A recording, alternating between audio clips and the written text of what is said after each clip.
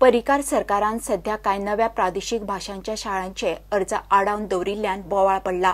भारतीय भाषा सुरक्षा मंचान शेनवारा पणजे सरकारा आड धरणे धरले। मोदी सरकाराच्या खंयच्याच राज्यांत इंग्लीश प्राथमिक शाळांक अनुदान मेळना, फक्त गोंयांत मेळटा म्हूण फुडाऱ्यांनी फोग काडलो। आश्वासनां दिवन फटोवपी बीजेपीचे सरकार परत आनी केन्नाच खंय येवंक जायना। प्राथमिक शिक्षण मातृभाषेतून झालेच पाहिजे, झालेच पाहिजे। प्राथमिक शिक्षण मातृभाषेतून झालेच पाहिजे, झालेच पाहिजे। मनोहर पर्रीकर पास की माय भाषेचो घात की अरे फटायले रे फटायले, अरे फटायले रे फटायले। भारत माता की जय। ही प्रॉमिस न पाळटा ताणे गोंयच्या लोकांचो घात केलो, मोठ्या मोठ्या गजाली मारल्यो। म्हाका याद जाता 1962 जेन्ना चीना बरोबर आमचे युद्ध जाले भारत सैन्याचे, तेन्ना चीनी सैनिक जेन्ना भारतीय जवानांचेर हल्लो करपाक येताले तेन्ना लाउड स्पीकर घेवन येताले आणि त्या लाउड स्पीकराचेर घोषणा दिताले। ती घोषणा हिंदी चीनी भाई भाई, आणि एका वटेन घोषणा हिंदी चीनी भाई भाई आणि दुसऱ्या हातान मशीन गना जी आसा ती चलयताले आणि भारतीय सैनिकांक जिते मारताले। अशाच प्रकारचे क्रौर्य जे आसा हे मनोहर पर्रीकर हांगा गोंयांत करता। आमी इंग्लिशच्या विरुद्ध ना, पण प्राथमिक शिक्षणाक मोदी गव्हर्नमेंटाच्या खंयच्याच राज्यांत ग्रँट मेळना। फक्त मनोहर पर्रीकर ह्या पात्यान माय भाषेचो घात करून हांगा इंग्लिशीक अनुदान चालू केल्लें आसा। यू टर्न म्हणून प्रसिद्ध आशिल्लो, आता नवे गव्हर्नमेंट आयले, 21 वयल्यान लोकांनी तांकां 13चेर देंवयले।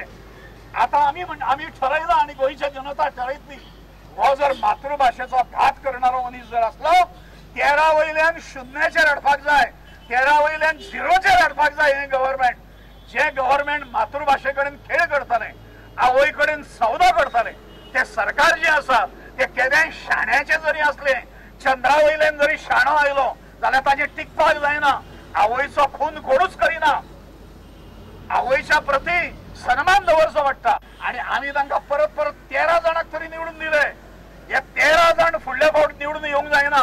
भारतीय जनता पार्टी नावाचो कलंक जो हाजेर आसा, जो वचनां दिता आनी फटयता, तो कलंक नेस्तनाबूत करपाक जाय। आज आमी हांगा जे जमिल्ले आसा ते गोंयभर 18 प्रभागांनी अशा प्रकारची धरणां जाली। ही धरणां ही प्रातिनिधीक स्वरूपाची आसा, ती शक्ती प्रदर्शनां ज्या वेळाचेर जाय त्या वेळाचेर करताले। हे प्रातिनिधीक स्वरूपाचे निषेध धरणां 1 वराचो जो आसा तो कळूनय पर्रीकराच्या गव्हर्नमेंटाक की ताणी केदो मोठो घात केला। तो ताणी डिक्लेअर केले मदीं इलेक्शन लागीं पावल्या बरोबर 400 रुपया एका विद्यार्थ्याक एका म्हयन्याक दितले, खरे म्हणजे 12 लाख दितले नव्या शाळेंत कोंकणी मराठी म्हूण डिक्लेअर केल्ले। 1 पैसो आतापर्यंत दिवना, ती स्किमूच काढून उडयली।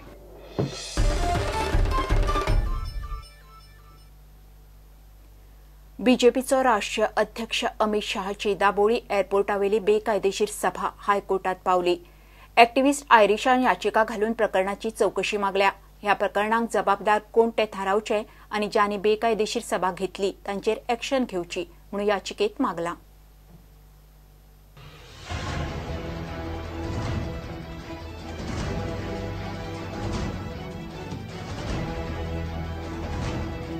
एअरपोर्टा सारकिली सुवात अतिसंवेदनशील असता, अशा सुवातेर कसलीच परवानगी घेनासतना 1 जुलयाक बीजेपीचो राष्ट्रीय अध्यक्ष अमित शहान सभा घेतली। कायदो खोटाळ्याक लावन सभा जाली आणि एअरपोर्ट अथॉरिटीन कान दोळे धापले म्हूण एक्टिव्हिस्ट आयरिशान आर्ग्युमेंट घाला। दाबोळे एअरपोर्टावेली सभा कोणे आणि कशी घेतली आणि कशी घेवंक दिली ताचो तपास जावचो म्हूण ही याचिका। गोंय सरकार, DGP, ministry of civil aviation secretary, airport अथॉरिटीचो डायरेक्टर, दाबोळी एअरपोर्ट आणि CIFSचे डेप्युटी कमांडंटाक हायकोर्टात प्रतिवादी केल्यात। केस सोमारा सुनावणी घेतली। ही सभा उत्स्फूर्त झाली म्हूण बीजेपी सांगीत भोवता, मात असले खुलाशे हायकोर्टात चलतले काय ना ताचेर शहाच्या सभेचो फुडार। प्रुडंटा खातीर सिनियर रिपोर्टर मुकेश कुमार। घेऊया एक ब्रेक।